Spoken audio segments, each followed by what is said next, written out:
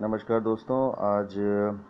मैं आपको बताने जा रहा हूँ कि प्रेजेंट और पास्ट परफेक्ट टेंस या फ्यूचर परफेक्ट टेंस के वाक्यों को एक्टिव से पैसिव में कैसे बदला जाए। जैसे कि मैंने आपके सामने स्ट्रक्चर बना रखा है कि अगर हैज़ और हैव दिया गया हो पहले से और वर्ब की थर्ड फॉर्म लगी हो तो वो प्रेजेंट परफेक्ट टेंस का सेंटेंस कहलाता है। और इस वाक्य को पैसिव बनाने के लिए हम लोग जब पैसिव बनाएंगे तो हैज़ और हैव को हैज़ और हैव के साथ हमें बीन जोड़ना होगा और वर्ब की थर्ड फॉर्म आपको पहले से मिलेगी, क्योंकि हमें पता है कि कोई भी परफेक्ट टेंस हो उसमें थर्ड फॉर्म पहले से मौजूद रहती है। ठीक है, तो और एक्टिव पैसिव में हम लोग को पता ही है कि हम लोग हमेशा थर्ड फॉर्म का इस्तेमाल करते हैं। तो इसमें आपको एक चीज़ की सुविधा हो जाएगी, थर्ड फॉर्म लगी लगाई मिलेगी आपको।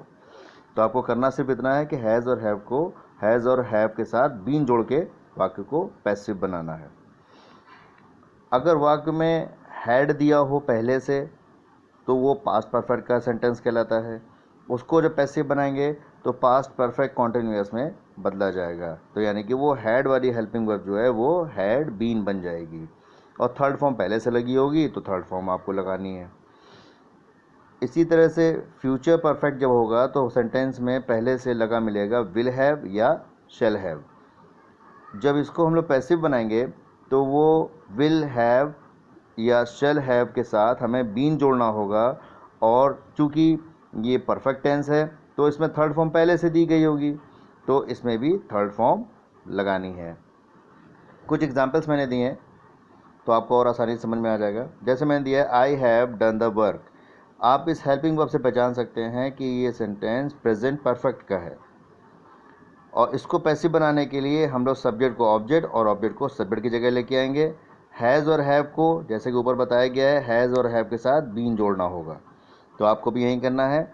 वर्क यहाँ पे आ जाएगा तो वर्क हमारा सिंगुलर है यानी एक वचन है और इसके साथ हम लगाएंगे हैज़ के साथ लग जाएगा बीन, यानी जो हेल्पिंग वर्ब थी अब वो पहले लगी थी आई के हिसाब से, अब लगेगी वर्क यानी सिंगुलर के हिसाब से, तो हैज़ बीन हो जाएगी।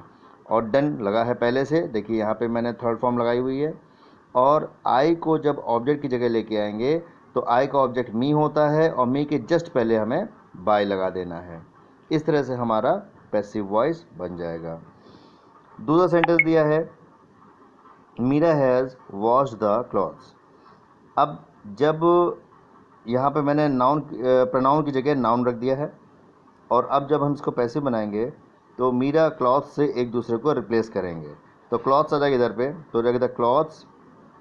क्लॉथ्स चूँकि प्लूरल है यानी बहुवचन है और मीरा सिंगुलर है तो मीरा के हिसाब से अभी लगा था हैज़, और अब जो ऑब्जेक्ट हमारा उठ के सब्जेक्ट की जगह पे आ रहा है वो है बहुवचन यानी कि प्लूरल है, तो अब उसकी जगह पे यूज़ होगा हैव बीन।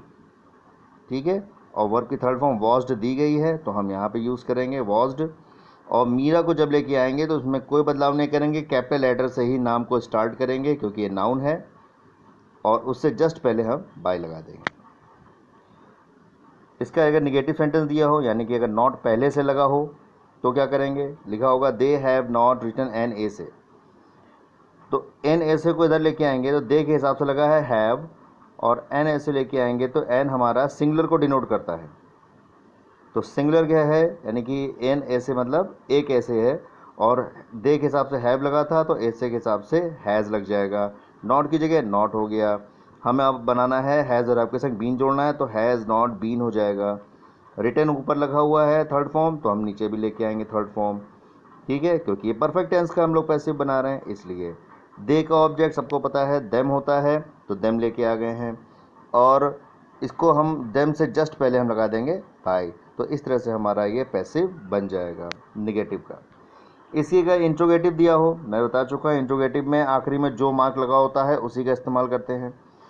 इसमें कुछ वर्ड ऐसे होते हैं जिनको हम लोग जैसा है वैसे के वैसे उतार देते हैं। मैंने आपको बताया when, where, what, why, how, ये वर्ड ऐसे होते हैं जिनको पैसिव बनाते समय कोई भी बदलाव करे बिना वैसे का वैसा ही उतार देते हैं। वाई दिया हुआ है मैंने वाई उतार दिया। हैव यू दिया गया है तो यू रिप्लेस कर रहा है द स्टोन को, लिखा हुआ है why have you thrown the stone.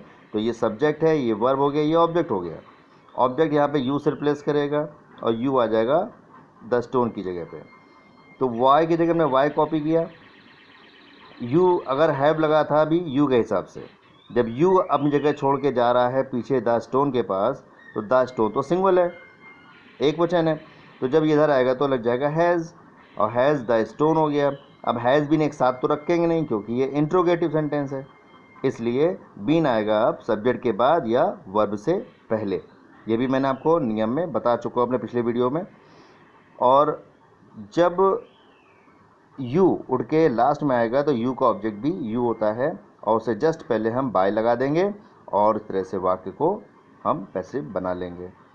अगर इसी में हम लोग आ जाते हैं पास्ट टेंस में, पास्ट टेंस में आ जाते हैं तो लिखा मैंने कि the washerman had washed the clothes, simple sentence दिया है और इसको अगर हम लोग पैसिव बनाएंगे तो हो जाएगा the clothes had been washed by the washerman. इस तरह से आपका ये पैसिव बन जाएगा क्योंकि वॉशरमैन को हमने क्लॉथ से रिप्लेस किया है और हैड हेल्पिंग वर्ब एकमात्र होती है पास्ट परफेक्ट में। इसको आप चाहे सिंगुलर हो चाहे प्लूरल हो, दोनों के संग हम लोग हैड लगाते हैं और जब पैसिव बनाएंगे तो हैड बीन हो जाएगा।